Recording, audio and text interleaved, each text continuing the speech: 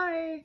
So today I wanted to talk to you about house hunters and first-time buyers.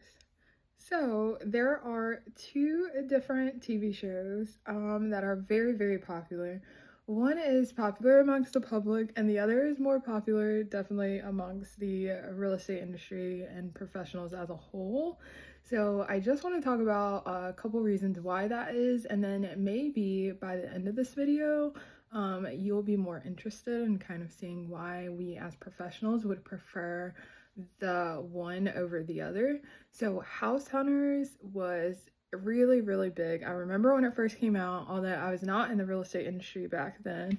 But the reason that I cringe sometimes when my clients mention that they love House Hunters is because number one, it's unrealistic. You are never, ever, ever going to see two homes and then just decide between those two homes. That almost rarely ever happens. And I do understand that the show is obviously just a segment of the period of time in which these buyers were looking, but it doesn't look like that to the general public. So they never really see these people lose a home or not get their offer accepted. And so for that reason, it's kind of created these unrealistic expectations where as a buyer, you start looking at homes, you finally find one you like, and you automatically get that one. That's not always the case. The second reason I don't really highly prefer watching House Hunters over first-time buyers is that House Hunters does not really explain or elaborate on some of the really fine intricacies that are included in writing paperwork, actually going through the home inspection process, the appraisal process, all the different things that just come with buying a home.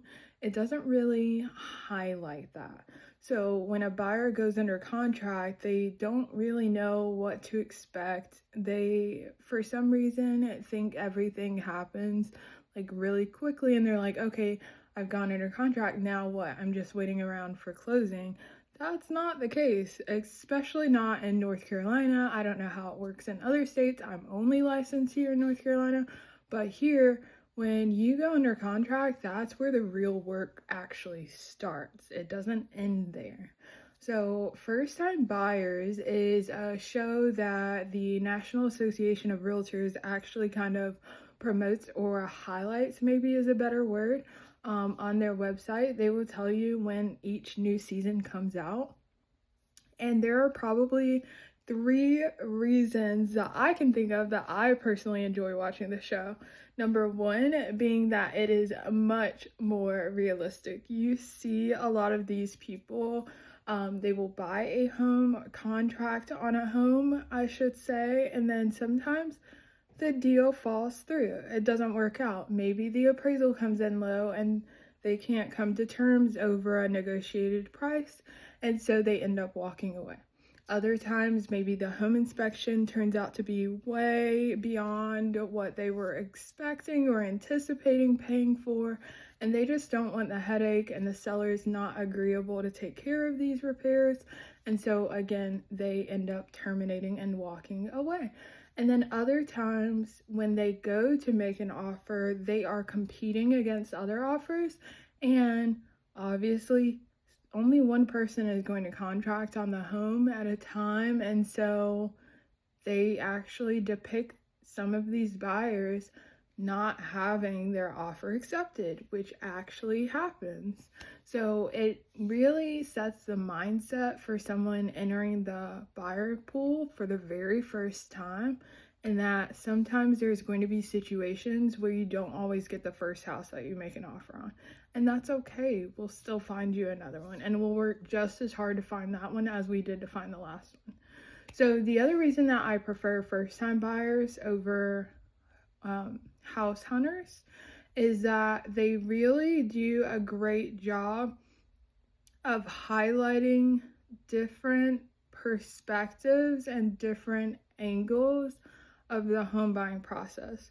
one episode may spend a lot of time kind of working through a sticky situation that's come up, and maybe it's delayed escrow or delayed closing. Sometimes they're working through issues from a financial standpoint where something's come up with the borrower and now they don't know if their loan's going to actually go through.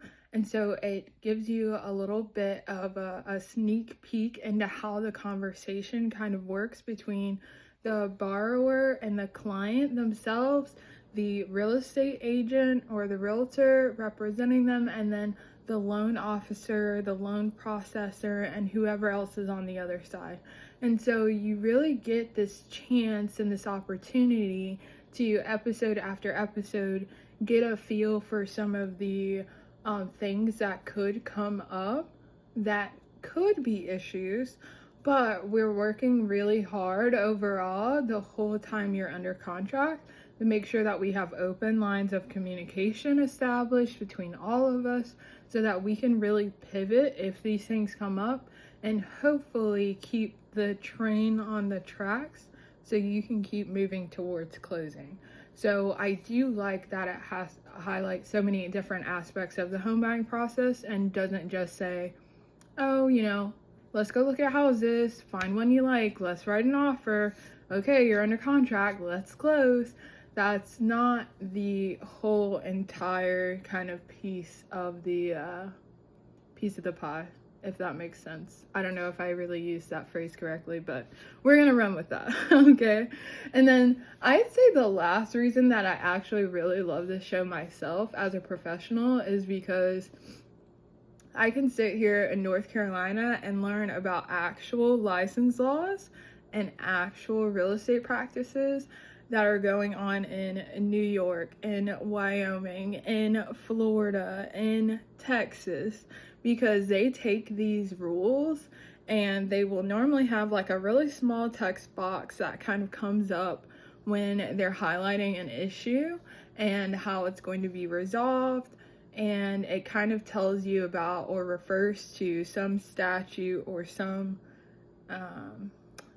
business practice that this state typically abides by. And so what in turn the buyers receive is, if you live in a specific state and you are very unfamiliar with the way that real estate is done in that state, but you have bought or sold real estate in a different state, now you kind of get an element of some sort of understanding, or at least some sort of basis for what you're going to be encountering when you enter into the market in the state that you're currently in. And so I really, really love that about the show. I've learned so much about other states. Obviously, North Carolina has its own set of kind of unique laws, but it's always great when you can highlight the reason behind the decision that's being made. And so the fact that the show is constantly showing its viewers, hey, this is why they approached it in this way, in this specific state, they have this specific rule to abide by, I think that is fantastic. And so if you are someone who really enjoys watching House Hunters, I'm not going to tell you to stop watching the show completely, but I will urge you to actually give first-time buyers a chance. I do know that it's on Hulu. I don't know what else it might be on, but like I said, the National Association of Realtors website actually highlights this information and the show, and when each new season actually comes up and it drops. So it might be a great idea to kind of check out the website and just kind of read about what's going on. So yeah, I appreciate you sticking with me for this long and letting me share my opinion with you. It may not matter, but it may. So thanks. And if you have any questions, just let me know below. Thanks. Bye.